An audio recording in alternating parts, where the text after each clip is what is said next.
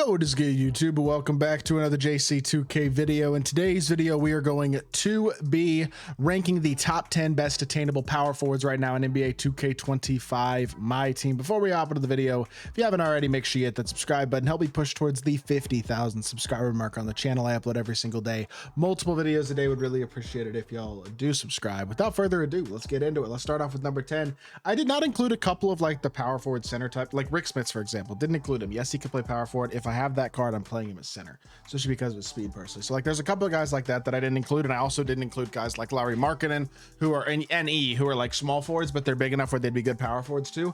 Those guys are on the small forward list, so I kind of wanted to leave them on their own. But at number 10 on the power forward list is a fine but not spectacular card in this 100 overall, Miles Turner.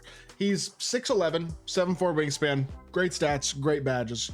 Not a bad card. Decent movement, Garland dribble style, Kemba escape, D-Fox cross, Trey behind the back, like legitimately good SIGs too. Pro 2 fade, but his jumper's not insane. That's probably the biggest thing about him that's just like, it's not great. You know what I mean? He's a good card. He's a solid all-around option.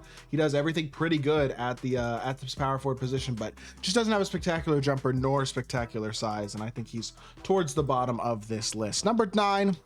Mo Bamba, guy who provides a lot of size, solid shooting ability, a 7'10" wingspan that's really valuable. Stats are really well-rounded as well. Jumper's not bad at all. He's got D-Book dribble style, which isn't great. SIGs overall aren't very good. Pro 2 fade and Trey escape's pretty much all he's got.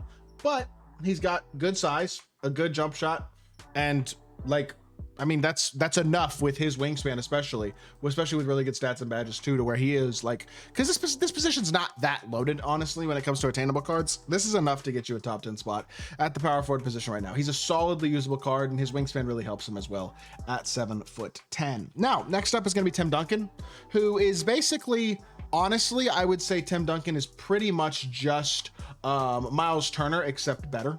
Pretty much. Obviously this card is not attainable anymore, but he was extremely attainable as the season 6 level 40 reward, 6'11" with 7'3" wingspan. The thing about him is he's got that KPJ base with Tim Duncan upper, which is actually pretty good. And movement wise, I mean, Garland, Kemba, Trey, Pro 2 fade, at least give him some stuff to work with. This was like the best card in the game when he first came out.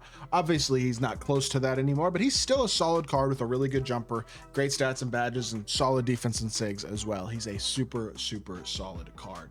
Next up, at number 7 is going to be Kristaps Porzingis. I'm not that insanely high on 100 overall KP, and I will say, I mean, there are some solid options at this point. Like, this card is 500,000 MT now, base. He can be included on this list fairly. 7'2" with a 7'6" wingspan. Look, his jumper's solid, but not great. His movement is pretty much non-existent. He doesn't have a great fade. He's just really big and really fast, which is useful. Stats and badges are awesome. He's big, his jumper's fine, but he's not a spectacular card at this point. He's not going to be ridiculously overpowered or anything like that. That being said, he is still a very good card, and at his size, with his speed and his release, he's still one of the better power forward options. But there's several good ones left on this list. Greg Oden is going to be our number 6. I think Oden, despite being a bit smaller than KP, jumper is a little bit better, and he's got slightly better SIGs, Kemba escape, Trey behind the back, Pro 2 fade, better escape, better behind the back, and a quicker jumper helps make up for the fact that he is 2 inches shorter. Overall, I would still prefer him as a card, and I do think he's a very good option. Absolutely a big fan of this Greg Oden card at the power forward position. He's also one of the cheaper, more affordable 100 overalls on this list. This card's not very expensive, and he is very good. So definitely a good option at number 6. Number 5, speaking of inexpensive, free level 30 Brook Lopez from season 8. This card's actually pretty good. I used him for multiple gameplays yesterday, like out on my team while I was doing other videos, and I was pretty impressed by him defensively. 7'1" with a 7'5" wingspan. He's got a good jumper. He's great defensively, great stats and badges. He's a super solid card. I don't think his jumper's ridiculous, and his SIGs are good but not insane. Doesn't have Garland dribble style, doesn't have a great sides up, great step back, great crossover, great.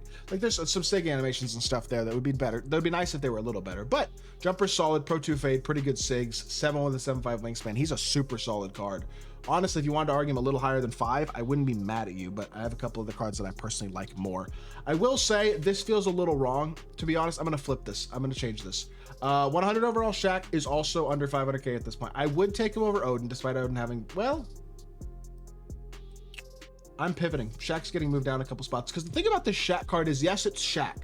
His jumper has an upper that gets a lot of load ups, and Garland dribble style, but nothing else movement wise. The rest of his SIGs aren't great, and he's got basic fade. To be totally honest, this card is very similar to KP in that, yes, he was awesome for his time, was one of the first 100 overalls, and a absolutely awesome card. But at this point in the year, I don't even think he's better than Greg Oden when I think about it. Oden moves better. Oden's 1 inch shorter, but Oden's more complete all the way around for sure with a smoother, more consistent jumper. Like, to me, Shaq actually does deserve to be moved down a couple spots. So we moved him to number 6. I had to call a little bit of an audible there. This one I'm not moving. And I get it feels high for Dark Matter Dikembe. I don't care. 7'2", 7'7" wingspan. He plays bigger than KP and Shaq do defensively, in my opinion. But more importantly, I absolutely adore his jump shot in a way that I don't love theirs. And that matters a lot as a pick and popper size power forward. He's big, he's switchable, he's got an awesome jumper. He does not shot create at all. But I don't care, is the honest truth. He is the exception to the rule with how much I love his jumper. I think he's one of the best poppers in the game. I think his defense is incredible. I feel like he's more impactful on that end than both Shaq and KP are. And while I understand Brook Lopez and Greg Oden have better SIGs, I think Dikembe is still the better card. Got him at number 3. Number 2, Patrick Ewing, who is basically perfect besides one thing. 100 overall Ewing was entirely free 2 weeks ago in the GOAT Festival. That's why he's included on this list. Claxton-based Dirk Uppers, pretty solid. Pro 2 fade. Garland, Francis, Curry, D-Fox, Trey Levine, and Hallie. Perfect SIGs with a quality, solid jumper and Pro 2 fade. I'm not going to say it's an unbelievable jumper, but he has absolutely perfect SIGs with the invincible stats and badges. I think he's a better version of a guy like Brook Lopez, basically. Similar in size, but more impactful with the ball in his hands. I think he's an awesome card. I don't mind him at number 2 at all.